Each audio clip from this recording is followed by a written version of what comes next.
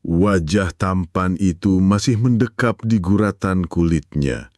Sedikit uban menghiasi rambut bekas Panglima Majapahit itu. Sorotan matanya yang tenang menggambarkan akan jiwanya yang telah menyatu dengan alam. Ketenangan batin itulah yang selalu menjadi dambaannya saat ini. Sejuknya suasana pondok dengan semilir angin lembut mengibaskan kain yang melekat di lehernya. Dialah Arya Kamandanu, bekas Panglima Besar Wilwatikta. 18 tahun sudah semenjak dia meninggalkan Majapahit, sesuai dengan permintaan terakhir istrinya untuk merawat bayi lelaki mereka, juga untuk tidak menikah lagi. Walaupun dirinya sudah tidak berada di kota raja, namun banyak kejadian yang dia dengar dari penduduk desa di kaki bukit ketika dia turun untuk menukarkan hasil hutan. Atau perjalanannya mengantarkan anak lelakinya menemui Dewi Tanjung Biru yang tidak lain ibu dari mendiang istrinya di Bukit Penampihan. Dari situlah dia mendengar tentang banyak hal mengenai Majapahit, mulai dari kematian Mahapati Nambi hasil hasutan Ramapati, juga tentang terbongkarnya kejahatan Ramapati. Dia pun mendengar bahwa ponakannya Panji Ketawang telah dibunuh Rakuti karena mengetahui niat Rakuti yang akan makar. Tidak ketinggalan keadaan Majapahit yang hampir dikuasai Rakuti, yang akhirnya berhasil ditumpas oleh seorang bekel Gajah Mada, seorang di matanya mempunyai aura wibawa atas pertemuannya pertama kali di lereng Arjuna. Gajah Madalah yang telah menyelamatkan bayi lelakinya ketika itu, saat bayi lelakinya terlepas dari tangannya dan jatuh di jurang lereng Arjuna. Ada rasa panggilan jiwanya untuk kembali mengabdi di Majapahit, namun rasa itu selalu diusirnya, apalagi ketika dia mengingat bagaimana antara prajurit Majapahit saling membunuh. Bahkan dia melihat sendiri bagaimana keluarga Lembu Sora yang dibunuh secara keji oleh orang-orang Ramapati. Begitu pedih dia melihat Lembu Sora yang diikat kemudian dibunuh dengan timah panas. Dia hanya berharap akan datang satria-satria yang benar-benar mencintai Majapahit, sehingga menghalungkan negeri yang sama-sama dia perjuangkannya dengan Raden Wijaya. Dan sosok Gajah Mada adalah sosok yang sangat dia yakini akan mampu membawa Majapahit ke puncak kejayaannya. Pikirannya sekarang adalah menunaikan permintaan mendiang istrinya, membesarkan anaknya, membimbingnya, dan memberikan arahan pada anaknya. 3 hari telah berlalu dari semadinya. Dia rasa sudah mendapat petunjuk bagaimana menyelesaikan arahan terakhir untuk anaknya. Bukan berarti petunjuk terakhir atau tanggung jawab terakhir, tapi inilah awal tanggung jawab terhadap anaknya. Ketika sinar bulan telah meredup, suara ayam hutan terdengar. Mata lelaki tegap bekas Panglima itu terbuka. Hembusan angin segera membelainya ketika kakinya meninjak tanah di mulut goa. Segera dia melangkahkan kakinya menuruni gundukan tanah untuk menuju podoknya. Dengan sekali hisapan nafas, ajian saipi angin telah merasuki nafasnya, sehingga tubuh terasa seperti kapas. Dengan satu hentakan kaki, tubuhnya melayang bergerak menuju podok. "Ayah, selamat datang ayah," seru pemuda di depannya yang langsung berlutut di hadapannya. "Berdirilah Jambu Nada, apakah sarapan telah kau sediakan?" Tanyanya kemudian mengangkat tubuh anaknya. "Sudah ayah, ada jagung rebus yang masih hangat. Pasti ayah suka," sahut Jambu Nada dengan wajah yang penuh semangat. "Kalau begitu, tunggu apa lagi?" kata Arya Kamandanu tersenyum. Dengan perlahan, 2 lelaki itu menuju rumah kayu yang terlihat kokoh dan nampak terawat dengan baik. "Jambu Nada, ada sesuatu yang ingin ayah sampaikan," kata Arya Kamandanu sambil membuang tempulur jagung yang telah dimakannya. Jambu Nada hanya tertunduk diam. Sedikit keningnya berkerut, memikirkan apakah yang akan dikatakan ayahnya. "Bukan tentang harimau itu, Jambu Nada?" lanjut Arya Kamandanu yang mengerti akan reaksi dari Jambu Nada. "Hah? Dari mana ayah tahu ada Jubraka?" Dengan heran, Jambunada menatap wajah ayahnya. Apakah harus ayah jelaskan bagaimana cara ayah tahu Jambunada? Tanya Kamandanu dengan senyuman tipis di bibirnya. Ah, tidak perlu ayah. Jawab Jambunada yang mengerti akan ketajaman batin ayahnya. Tapi ayah baru tahu kalau namanya Jubraka Jambunada. Awalnya nama asalan saja ya, tapi kelihatan dia senang dipanggil Jubraka. Jadi aku beri dia nama Jubraka. Kamandanu mengangguk-ngangguk sambil menghirup aren panas. Kamandanu menghela nafas. Diperhatikannya wajah anaknya yang telah menginjak usia dewasa. 18 tahun yang lalu masih terbayang ketika tangan mendiang istrinya membelai tubuh Jambunada yang aneh.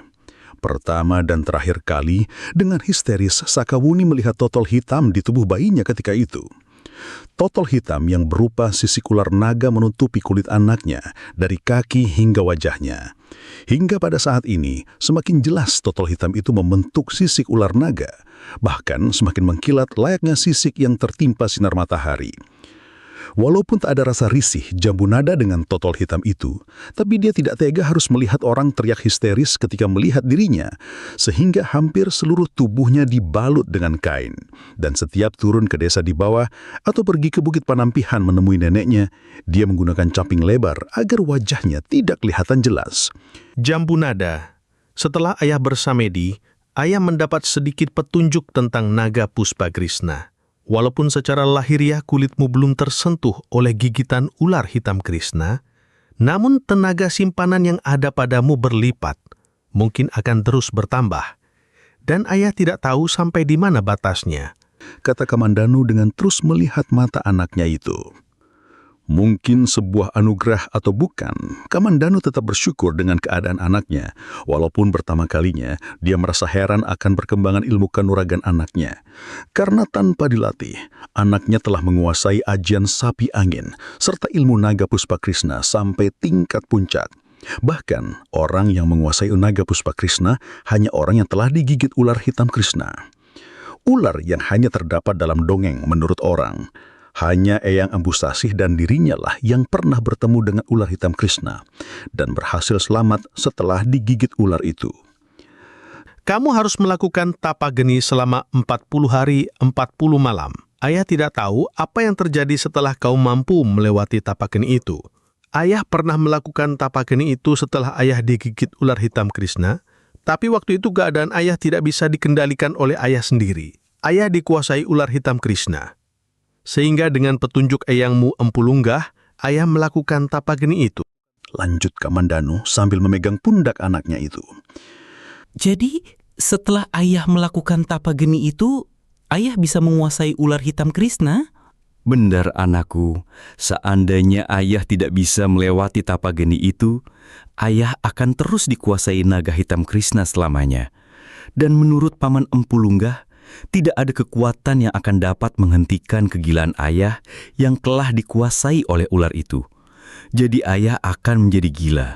Ayah tidak lagi menjadi ayah, tapi akan menjadi ular hitam Krishna yang akan terus meraung dan terus menghancurkan apa yang ada di depan ayah.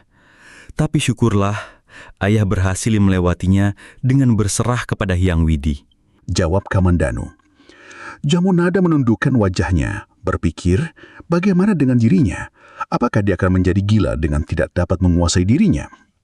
Tapi hal yang ayah alami berbeda dari yang kamu alami, Nada. Saat ini kamu telah mampu menguasai naga Puspakrishna sampai ke puncak. Seperti yang ayah katakan tadi, tanpa gigitan ular hitam, kamu telah mempunyai tenaga simpanan yang menjadi syarat untuk menguasai naga Puspa tahap ketiga. Dan ayah yakin kamu telah mampu menguasai kekuatan dari ular hitam Krishna. Lanjut Kamandanu. Jadi untuk apa aku melakukan tapa geni itu, ayah? Tanya Jambunada dengan menatap wajah ayahnya. Awalnya ayah pun berpikir bahwa kamu tidak perlu melakukan tapa geni itu, Nada. Jawab Kamandanu. Tapi setelah ayah bersemedi di goa tempat ayah menyimpan pedang naga Puspa, ada bisikan yang mengharuskan kamu melakukan tapa geni selama 40 hari, 40 malam, Nada. Lanjut Kamandanu serai berdiri. Jika itu yang menjadi keharusan, aku siap melakukannya, ayah. Jawab Jambunada meyakinkan. Dan mohon petunjuk ayah, apa saja dan bagaimana tapa itu harus saya lakukan? Kata Jambunada mendongakkan wajahnya ke atas untuk melihat tubuh ayahnya yang telah berdiri. Baiklah anakku, nanti malam kamu akan memulai tapa itu. Kamu harus mempersiapkan diri lahir batin Nada. Selama dalam tapa geni, berserahlah pada Hyang Widi. Mintalah petunjuknya, dan apapun yang terjadi dalam tapa itu, hadapilah dengan jiwa yang lapang. Semoga ini merupakan jalan yang baik buat kamu, mengetahui apa saja yang terdapat dalam dirimu. Jujur sampai saat ini, ayah belum bisa mengetahui kekuatan apa saja yang ada dalam tubuhmu. Karena menilik dari tenaga yang tersimpan dalam tubuhmu yang terus bertambah dengan kelipatan. Kata Kamandanu kembali melihat mata anaknya itu, yang selalu merasa hatinya berkedip setiap melihat mata anaknya itu. Sebelum kita berlatih 5 hari yang lalu, ayah masih bisa merasakan getaran tenagamu. Tapi setelah kita berlatih hingga sekarang, ayah sudah tidak bisa merasakan getaran tenagamu. Itu berarti tenaga dalammu telah melewati tenaga dalam ayah. Lanjut Kamandanu. Jambunada terdiam. Dia terkesima dengan pernyataan ayahnya. Benarkah ayahnya tidak merasakan getaran tenaga dalamnya? Apakah benar tenaga simpanannya telah melewati ayahnya? Padahal yang dia tahu bahwa ayahnya adalah orang yang telah mampu mengalahkan Wong Ageng, orang tua yang mempunyai tenaga luar biasa hebatnya. Bagaimana Nada? Apakah kamu merasakan getaran tenaga simpanan ayah? Tanya Kamandanu dengan senyuman. Anu ayah, maaf ayah, maafkan kelancangan aku ayah. Jawab Jambunada dengan menundukkan wajahnya. Tidak apa Nada, kamu mencoba menguji kebenaran kata ayah. Karena dengan yang kamu alami sendiri, itulah kebenaran yang dapat kamu pegang dan kamu yakini. Bagaimana? Apa kamu merasakannya? Kata Kamandanu dengan senyuman sambil memegang pundak anaknya itu. Iya ayah, aku merasakannya getarannya ayah. Jawab Jambunada semakin menundukkan wajahnya.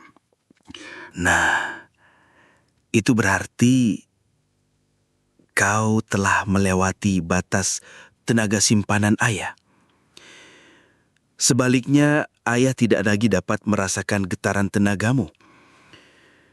Ketahuilah Nada, semenjak bayi, getaran tenagamu telah terasa walaupun dalam getar yang kasar. Dan itu terus bertambah hingga usiamu mencapai 10 tahun. Setelah 10 tahun, getaran itu menjadi halus karena kau telah mampu mengontrolnya. Hingga sekarang, getaran itu tidak lagi dapat ayah rasakan. Dan itu juga berarti tenaga simpananmu semakin membesar. Kata Kamandanu terus memandangi anaknya itu. Yang ayah ragukan adalah apa yang terjadi jika tenaga dalammu semakin membesar. Apakah tenaga dalam itu akan terus di bawah pengawasanmu atau sebaliknya? Dengan wajah yang tajam, Kamandanu menatap Jambunada.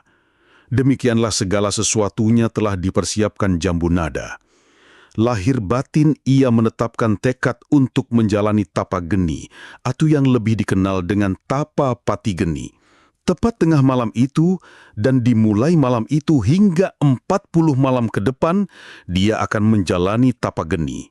Laku pati geni memiliki falsafah yang sangat mendalam, yaitu mematikan unsur api di dalam tubuh metafisik, psikis, badan astral, dan fisik kita. Unsur api adalah unsur iblis yang membawa manusia pada nafsu-nafsu negatif seperti amarah, benci, iri, dengki, ingin memiliki dan menguasai, mengalahkan, menaklukkan, bahkan membunuh. Unsur api yang tidak bisa dikendalikan oleh manusia akan mengakibatkan dia masuk ke dalam neraka. Laku pati geni lebih terasa khusyuk dan meditatif kalau dilakukan di tempat-tempat yang sunyi dan sepi. Kamandanu mengantarkan Jambunada di dalam gua yang benar-benar gelap, tidak ada cahaya yang masuk. Sebelum melakukan pati geni, diminta untuk mandi hingga bersih dan memakai pakaian yang bersih. mandi dengan air kembang setaman dan ditambah dengan wewangian yang semerbak. Niat juga ditata untuk melakukan pembersihan diri, selanjutnya memasuki gua. Berada di dalam gelap seperti di alam suwung dan tidak melakukan aktivitas apapun selama 40 hari, 40 malam, tidak makan dan tidak minum, posisi badan duduk semedi. Kalau capek bisa bersandal atau dalam posisi berbaling. Semenjak hari itu pula Kamandanu berada di mulut gua. Dia menjaga agar tidak ada binatang atau manusia yang masuk yang nantinya dapat mengganggu tapa pati geni Jambunada. Walaupun dia yakin akan sangat tidak mungkin ada orang yang akan datang di tempat itu, tapi demi ketenangan Jambunada, Kamandanu selalu berada di mulut gua.